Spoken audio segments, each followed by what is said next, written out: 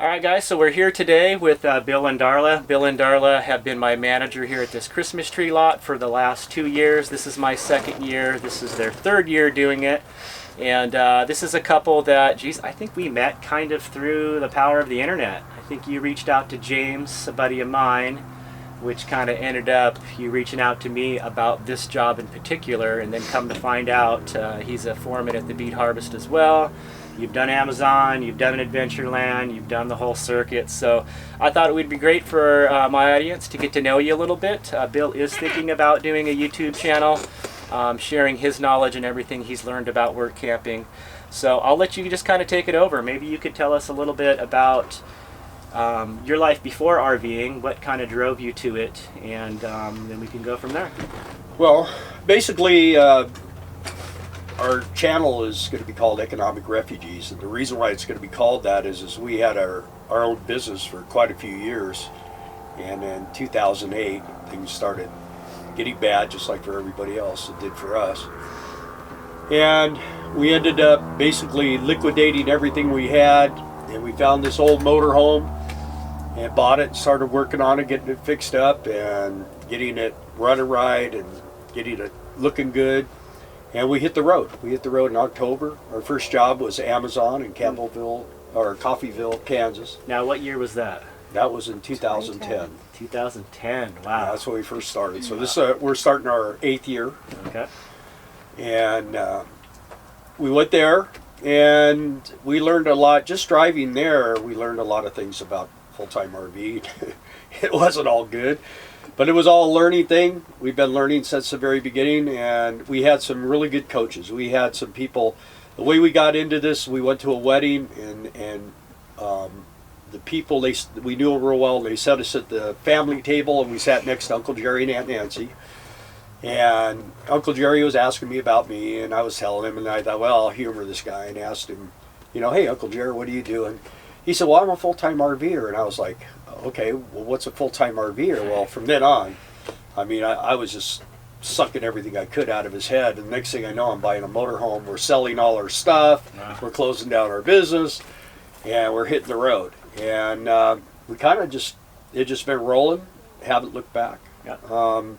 We keep always looking forward, looking for the next good job, and sometimes we need to make a lot of money, so you suffer a little bit when you want to make the good money, and then when you want to just make easy money, you go and you kind of a push for us, but you're not working 12, 14 hours a day like we were here. Right. And you're just able to kind of kick back. So we've done just about everything. Yeah. As far as campgrounds, gate guarding, Amazon, Christmas trees, that type of stuff.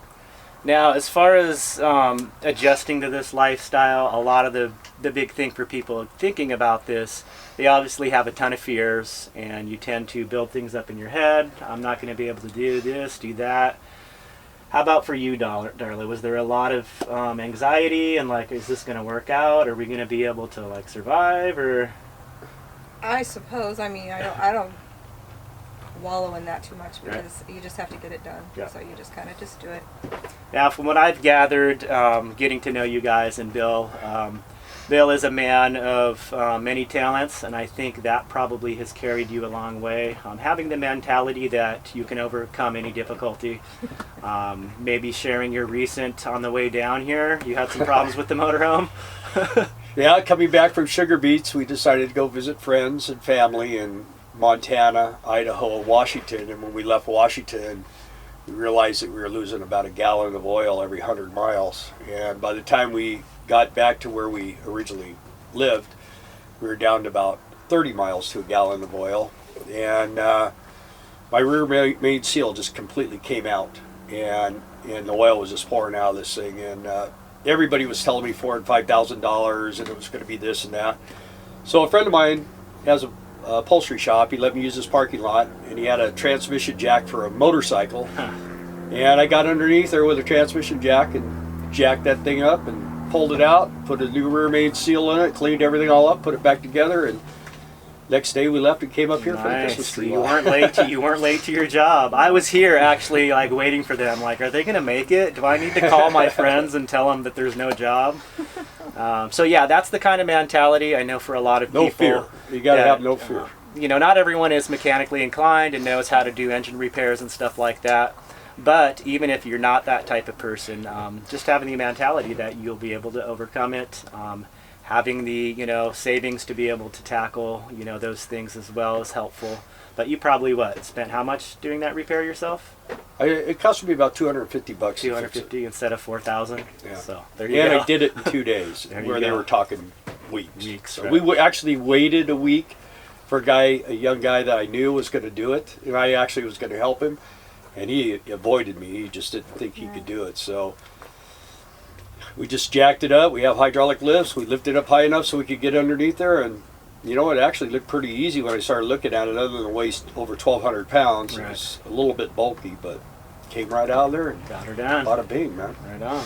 So as far as the future of this, I've had this discussion with a few people. This is my mentality. You probably share the same. I don't think too far in the future. That's been the key to my success and keeping my sanity.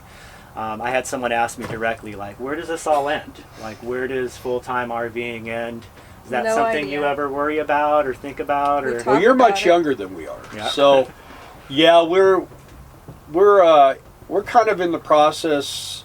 The hard part about this is that when you're a full-time RVer, you prime time everywhere you go. I mean, it's not like we want to go to Minnesota right now. You know, I mean, we're down here in San Diego. Of course, it did freeze last night. Our water Right. lines froze, but right now it's 65 degrees and sunny and nice. We could be somewhere where it's 65 below, you know, so the advantage to being a full-time RVer is you go where it's nice. In the beginning, we weren't that smart, so it seemed like we were always in Texas in the summer and up north somewhere, like, you know, Well, a lot of northern it has to do Nevada. with the fact that those jobs are more readily available when Right. it's in the opposite season of there's where a everybody reason wants why to they be. Yeah. need people up there. Yeah, because you take your rig down to Texas and you're worried about mice and snakes and Yeah. everything else in the summertime, and then you go up north and you're worried about everything just exploding from freezing. So, yeah, it's kind of a catch thing, you know. So now we finally got it where we're in the south in the winter and we're in the north. So our next thing we do baseball. So we'll Okay. be in Arizona. So that makes it. Right. And as Nice far as winter. jobs go, we do have it mapped out all Yeah. year long, just And we- because We do a 1 year thing. We have everything Circuit, figured out pretty ahead much. of time, pretty much, Yeah. except if you go to Subject to Adventureland. change. Subject to change. So you guys did Adventureland, I think the year after I did it, Right. and I kind of made it evident that I would never do it again, but I didn't knock it. You probably met them, the guys that have been doing yeah. Adventureland 15 years, 18 years in a row, where you lasted, what, a couple months or a month? Yeah, well, we actually went to Key West, Florida first. Okay. And they tried to lock us into a 2-year deal down there, and we just decided we weren't going to stay there. A good thing, because that's where that center of that hurricane went Right. over. It was a beautiful place. It would have been a great job. It just would have taken 2 years of our life that we weren't willing to give up. So then we didn't have anything, so we decided to go to Adventureland. And I mean, for the most part, it's okay. I don't like dealing with children Right. in a work atmosphere. Yeah. And you know, I mean, short of beating them, that's kind of where we were headed. So the thing is we just decided. I called her and she was upset, and I just said, you know what, tonight's our last night. And the next day we left, and we went to this place in Wisconsin, a KOA campground, and it was like a Hawaiian vacation. It was just Beautiful. wonderful. It was 80 degrees, was the hottest day in summer. And you worked there, right? We worked. there. Yeah. It We was did awesome. pizzas and ice cream, and you know, ice cream fell on our face once in a while. We Right. just had a really good time. It was just a wonderful. The owners are wonderful, and the people are real nice there. So we're going back there again this year, just to take another vacation, basically. Yeah. And that's the beauty of this, is you may do some jobs, like you said, that you never do again, but in the midst of that, you find some jobs that work. And it's like, okay, I can do Absolutely. this. This is a moneymaker. Like you said, geographically, if you're in there a nice weather pattern, it's the way to go. And there are always jobs. Yeah, there's jobs everywhere. Yeah. Help wanted signs, and you don't necessarily have to do specific work camper jobs. You Right. can go to a town and you can work for AutoZone or McDonald's or Walmart. somewhere like that. There's always now hiring, Right. and you know, you just go in and explain your situation. Say, I'll prime time you when you're busy. I'll be here, and Right. then it's just like, you know, like down there in Arizona, it's real busy in the wintertime. In the summertime, it turns kind of Right. empty because no one wants to be in that hot temperature. So if you're prime timing the weather and everything else, you can always find work. Yeah, I found that to be true. And this is a discussion I had with another longtime work camper, where after years of doing these jobs, you start to open yourself up to, well, maybe in this season, because I'm not finding a technical work camping job that works for me, you do still have the option of just taking any old job that pays decent and paying for an RV spot. Exactly. Still, the cost differential of paying rent to the whatever it costs at the RV park, it still works out, and that's something I'm kind of try to embrace more. I've convinced myself I either need to be doing the beet harvest or Amazon or this and that, and I'm kind of opening my mind up to, well, maybe I can just take a job that actually is appealing to me, that I'll enjoy. And then I won't make quite as much money because I'm paying for a spot or having to deal with finding a different spot to park every night because I'm in a van. But overall, I've never felt like, fear of how am I going to make money? How am I going to get by? And I thought you were going to do Christmas trees full time year round. So this Christmas tree gig is a good money maker. It's tough. It's tough, and from what I've noticed on the management part, there's a lot of stress involved. They're throwing their business in your lap for a month. Are. Like, here, run this. And the pressure's always on. Yep. There's no. I try not out. to put it too hard on the people, except for you, maybe. Right. But I mean, that's why I have two guys help me. Right. And try to keep the guys moving. And the thing about it is, and man, you can walk out of here with some pretty nice coin in a very short amount of time, and that's what it's all about. We're taking 2 months off now. Yeah. We got 2 months off. So we're gonna go hang out in Quartzsite. Enjoy some time off. We do that every year. This would be our 10th year. We started in 2007. We started going there when we had our Lance camper. Yep. And now we go every year and play at the tent. We worked there. We sold RVs. We've worked for Amazon recruiting. But now we just like to go there and ride bikes and play around. Fun. Leisure time. Play with the motorhome, work on the motorhome, stuff like that. Sleep a lot. Cool. Yeah. All right, so let's talk about your RV. You mentioned you've been in it now almost 8 years. How did this come about? How did you decide on Class A, the make and model? What is it? Well, in the beginning, Darla wanted to try this lifestyle on a Lance camper, and I told her I want to be able to stand up when I shower. But the reason is because in this lifestyle, it's always best if you can go out of debt, and that was paid for. And that's what that was our whole thing, was to just liquidate and not have payments, because we were used to having a really over a $2,000 a month house payment, and then with the business and everything, we had to make a lot of money every month in California. Right. So for the first time in our lives, we really don't have any expenses other than what we eat and traveling expenses and insurance and stuff like that. So what originally in 1995, which this is a 1995 Holiday Rambler Imperial, we had gone down to the RV show in Pomona, and we had walked through these, and it has a really cool rear window in it, and it's actually a windshield. And I told Darla, I go, man, can you imagine being at the beach looking out that window and all this kind of stuff? And I said, if we ever get a motorhome, just kind of laughing it off, this is the one I would want. So when we started going about this, Uncle Jerry and Aunt Nancy, they had a diesel pusher. They had a Newmar Dutch Star. And I talked to a lot of buddies, got a lot of information. So it was a Spartan chassis, a Cummins, an MD 3060, and then you start looking at the cosmetic stuff. So this has all the good chassis and that kind of stuff, the good motor. And I started looking for these. Well, they were all in the $70,000 range, and we didn't have that kind of money. And we found this one. I found it online. And the lady was a boyfriend-girlfriend thing, and they had kind of parted as friends. But she ended up with the motorhome. And the payment. And she wanted to sell it. And she had it she was up there in the $60,000 range, and she had brought it down to $40,000, and I saw it, and I started watching. Anyway, to make it kind of a long story short, we ended up buying this for $25,000. Wow. And, of course, it had to be painted. We got rid of Grandma's interior. That used to be blue with gold flowers, and this was powder blue. And we redid all this stuff. We did our bedrooms all done in denim. It's all my old pants. Darla made a bedspread that we like. So we just kind of made it our house. We got pictures of our family up here that we look at and changed the TV system and everything.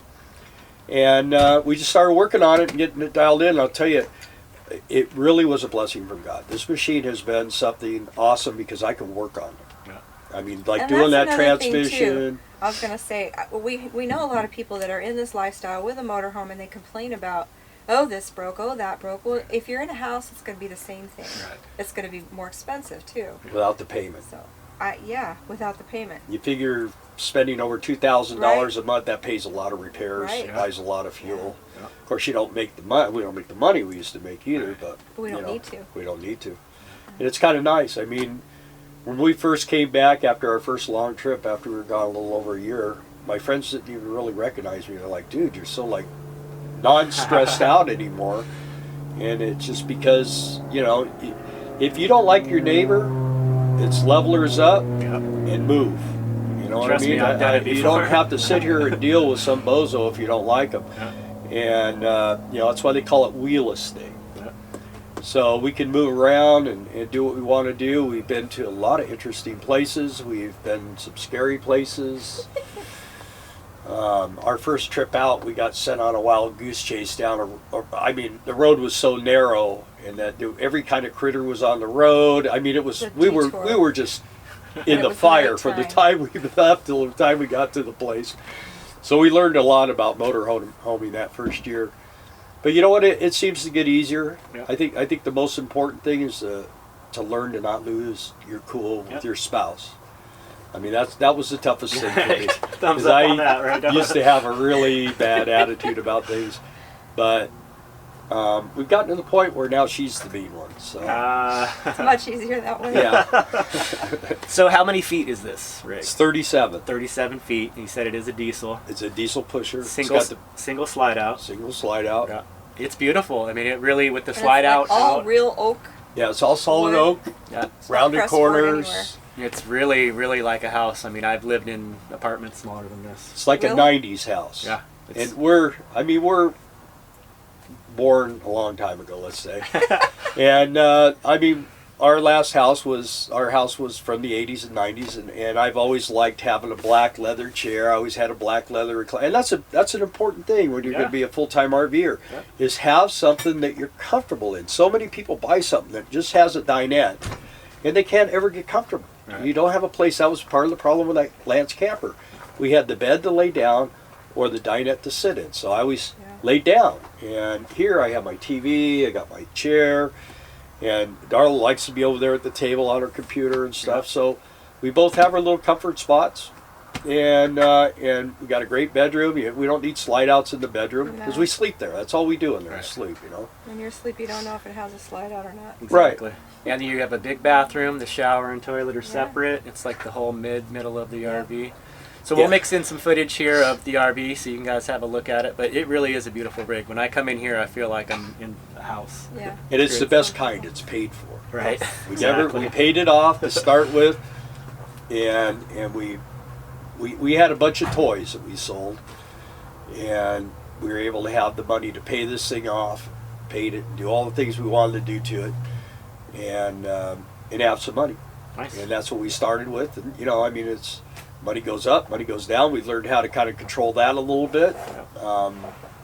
Like I say, it's everything's a learning experience, but you just can't ever be afraid to try. Right. If you don't try to do anything, you're never gonna fail or succeed. You got to just get out there and roll with it. Let's That's do it.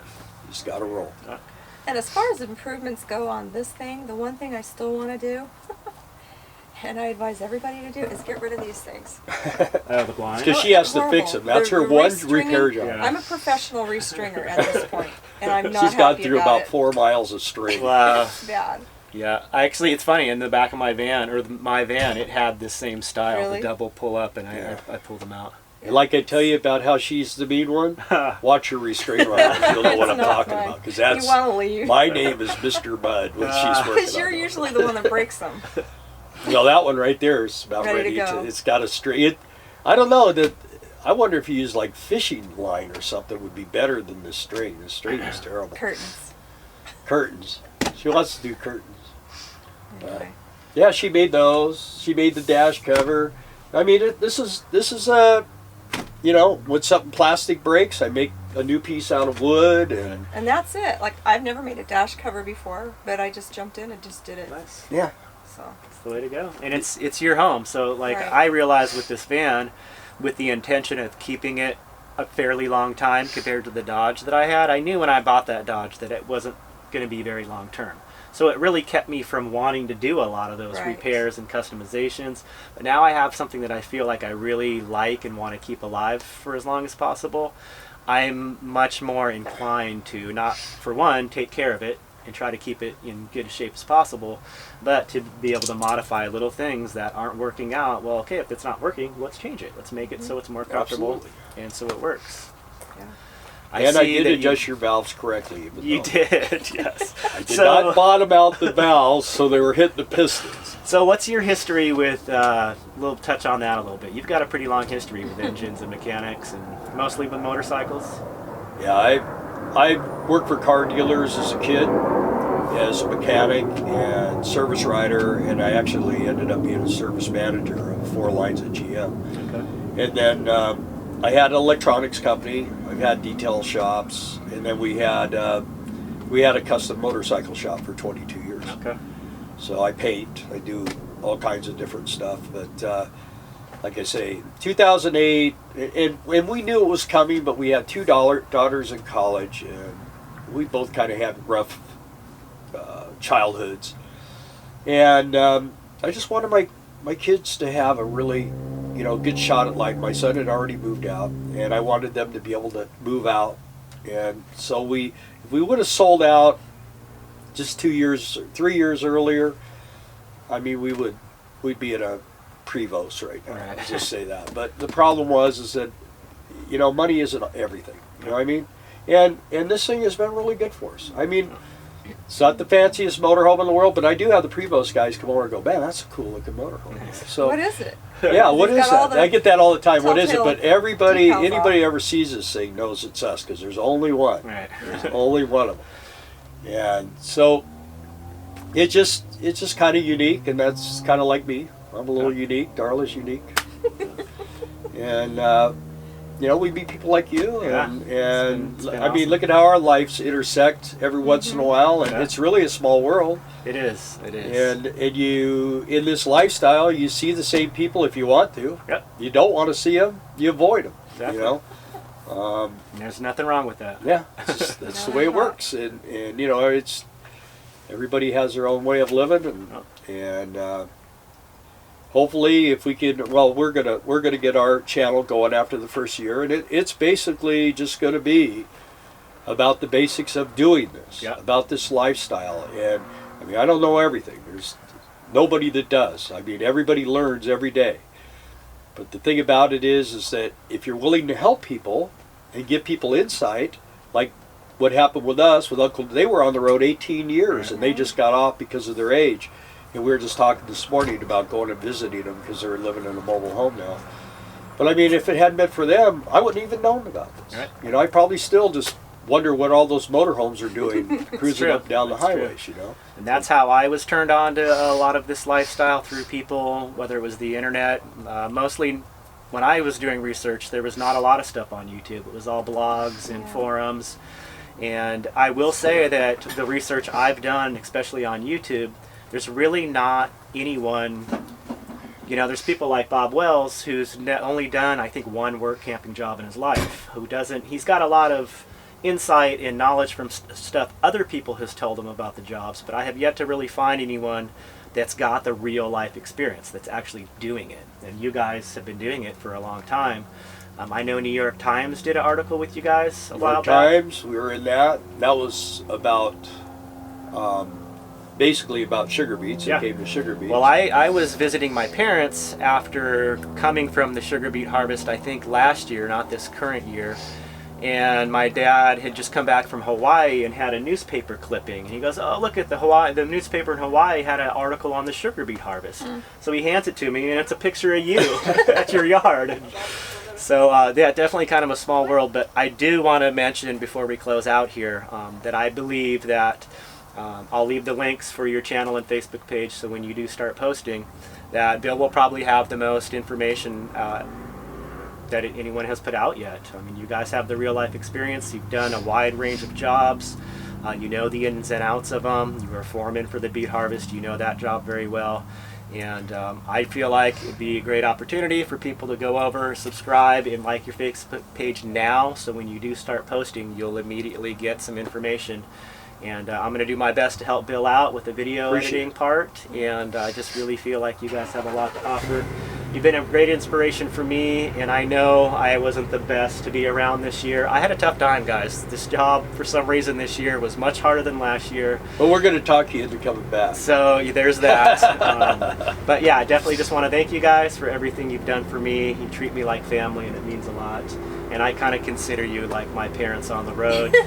So having, you know, I love my family, but I'm away from them a lot. And to be able to, like, you know, the couple of you met, have someone out there that you can trust and feel comfortable around, it's really special. And when you meet those people, you stay in touch with them and, you know, realize that they're a valuable part of your life. So I thank you guys. I really love you too. I love you guys a lot.